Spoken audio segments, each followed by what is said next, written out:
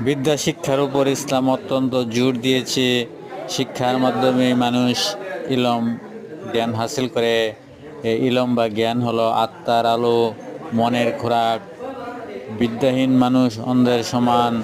যার বিদ্যা নেই সে আল্লাহ রাব্বুল আলামিনের সৃষ্টি রহস্য সম্বন্ধে কিছুই জানে না।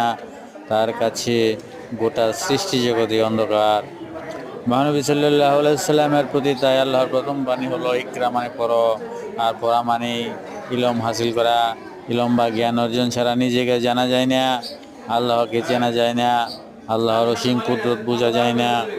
এই জন্যই আল্লাহ পাক মানুষকে প্রথম বিদ্যা শিক্ষার কথা বলেছেন, মানুষকে পড়তে বলেছেন। রাসূলুল্লাহ সাল্লাল্লাহু আলাইহি সাল্লাম বলেছেন জ্ঞান অর্জন করা প্রত্যেক মুসলমানদের জন্য ফরজ বা অবশ্যই কর্তব্য। তিনি আরও বলেন বিদ্যা অর্জনের জন্য যে বাড়ি থেকে বের হয়